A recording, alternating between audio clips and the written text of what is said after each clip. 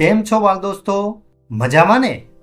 આપ સૌની YouTube channel ઈ જ્ઞાન મેન્ટરમાં આપનું હાર્દિક સ્વાગત કરું છું. મિત્રો, આજે આપણે ધોરણ 3 પર્યાવરણ વિષયના પાઠ 4 જેનું નામ છે વનસ્પતિને જાણીએના ભાગ 2 ની આજે આપણે આ વિડીયોમાં ચર્ચા કરવાના છીએ. વિડીયો શરૂ કરતા પહેલા જો તમે ચેનલ પર નવા હો તો ચેનલને સબસ્ક્રાઇબ કરજો અને બાજુમાં રહેલ બેલ આઇકનને પ્રેસ કરજો કે જેથી કરીને મારા નવા આવનારા વિડીયોનું નોટિફિકેશન આપના સુધી પહોંચતું રહે. તો જોઈએ મિત્રો આજનો વિડીયો. અહીંયા વિદ્યાર્થી મિત્રો પાઠ જે આપણને આપેલો છે વનસ્પતિને જાણીએ એની અહીંયા આપણને પ્રવૃત્તિ 2 આપેલી છે. એક વનસ્પતિ સાથે મિત્રતા કરો. એક વનસ્પતિ પસંદ કરો, ખાસ કરીને જાડી દાંડીવાળું વૃક્ષ અથવા એક વૃક્ષ કે જેની સાથે તમે મિત્રતા કરવા માંગો છો. તમે આ જાતે અથવા તમારા સહાધ્યાયીઓના જૂથ સાથે કરી શકો છો. જેમ તમે કોઈ પાલતુ એટલે કે પેટ પ્રાણીને નામ આપો છો તેમ તમારી વનસ્પતિને નામ આપો. વનસ્પતિને દરરોજ પાણી આપીને તેની સંભાળ રાખો. તમારા મિત્રની જેમ તેનું પણ રક્ષણ કરો.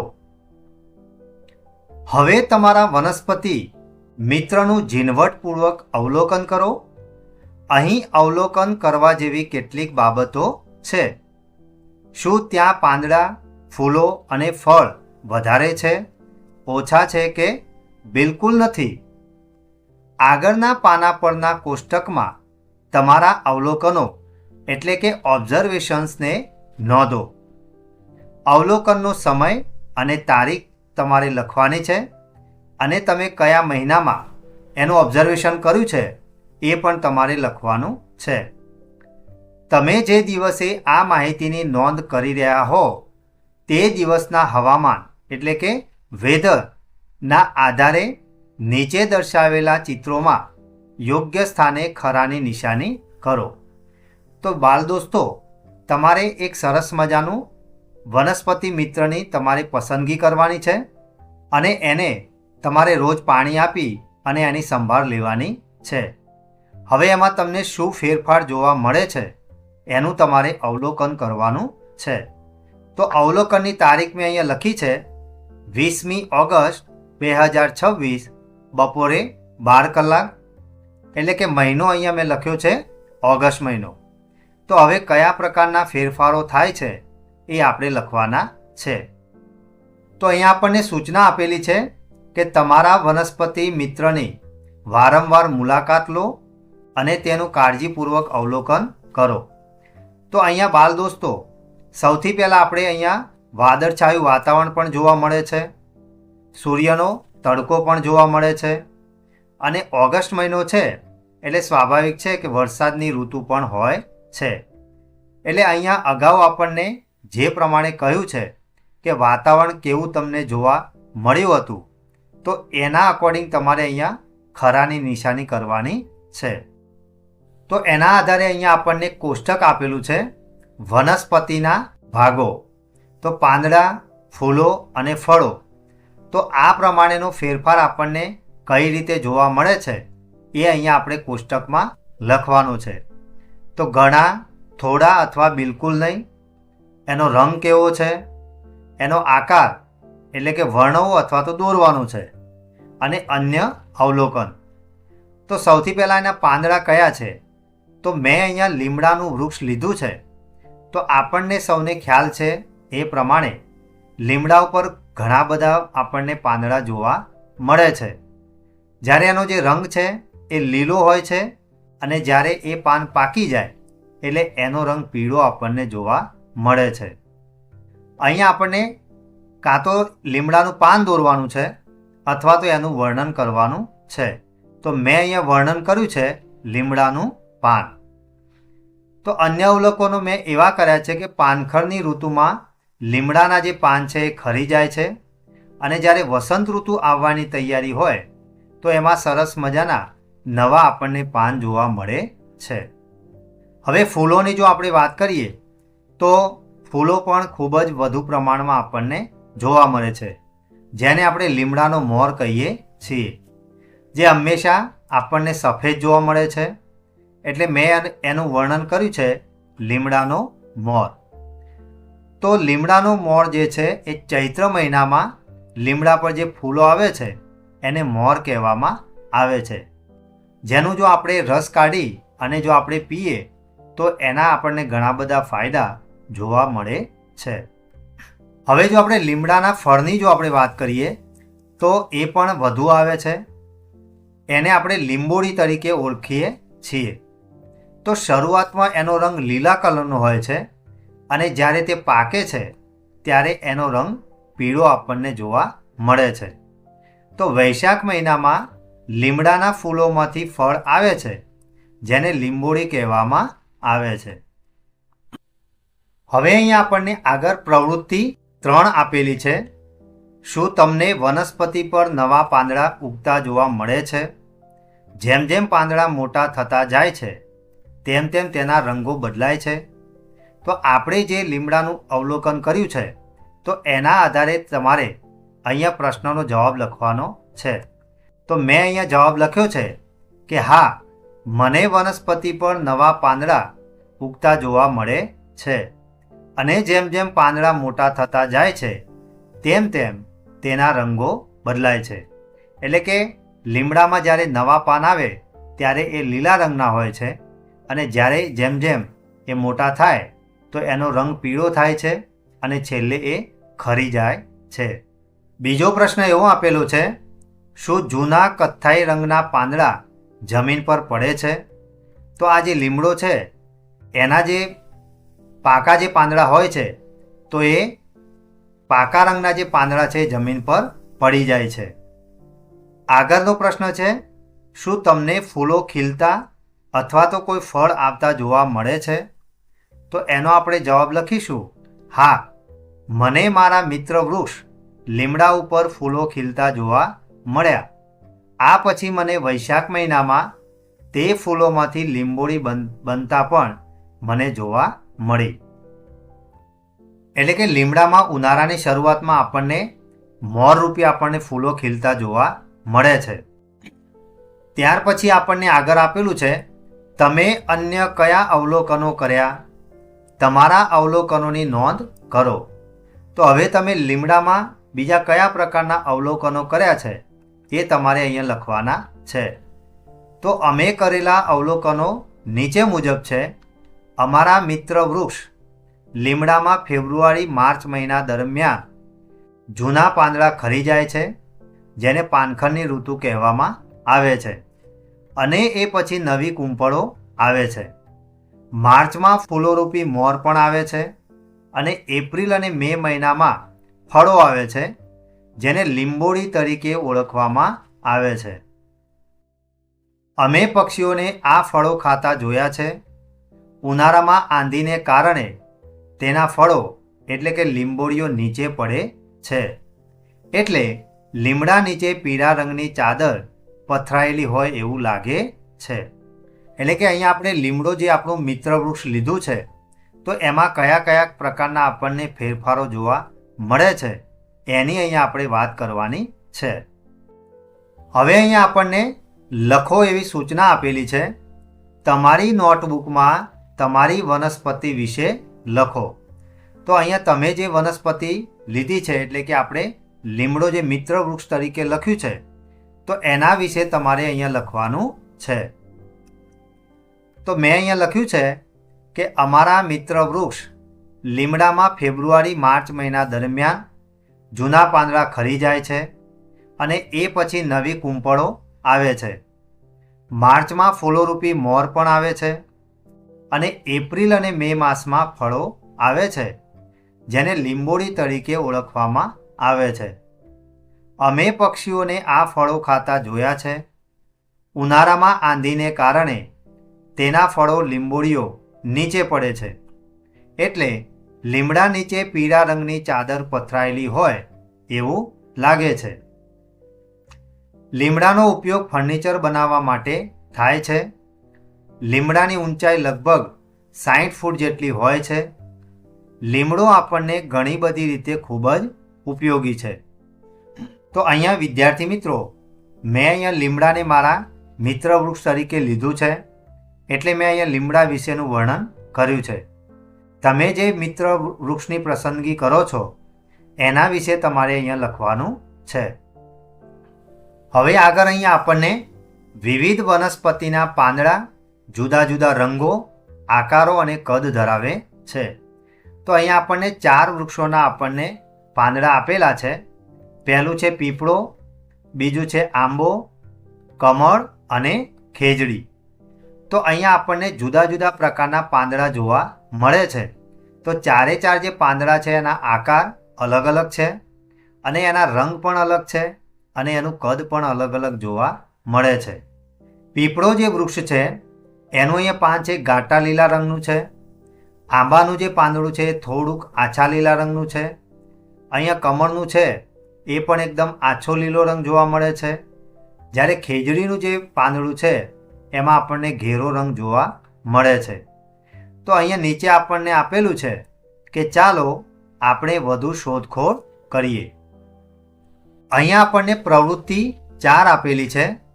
તમારી આસપાસના પાંદડાનું અવલોકન કરો. તમારી નોટબુકમાં તે પાંદડાના ચિત્ર દોરો. રંગ પૂરી તેમના નામ લખો. વર્ગમાંના તમારા મિત્રને તેમના રંગ, આકાર, કદ, રચના અને ગંધનું વર્ણન કરો.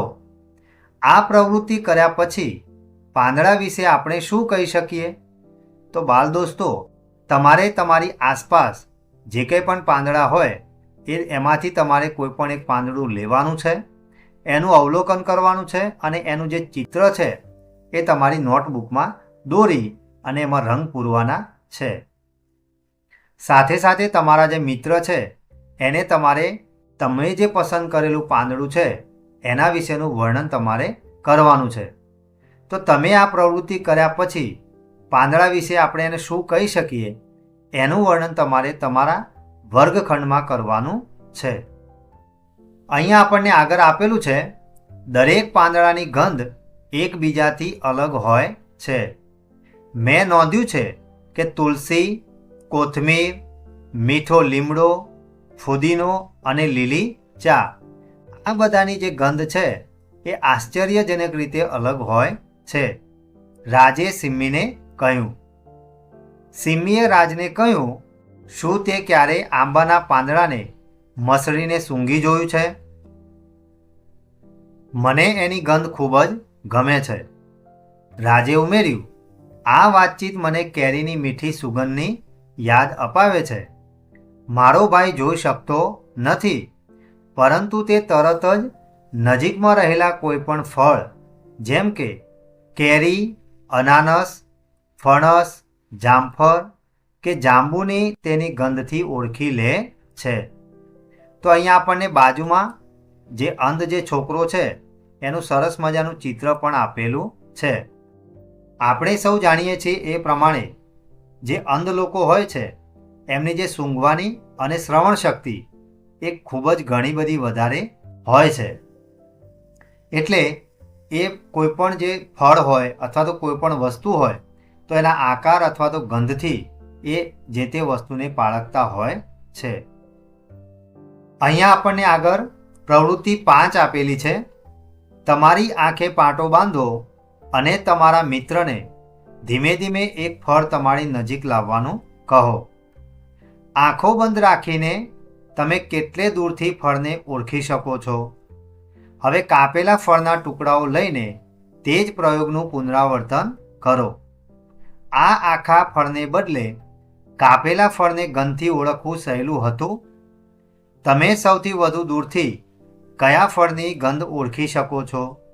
આ પ્રયોગ ઘરે પણ કરી જુઓ.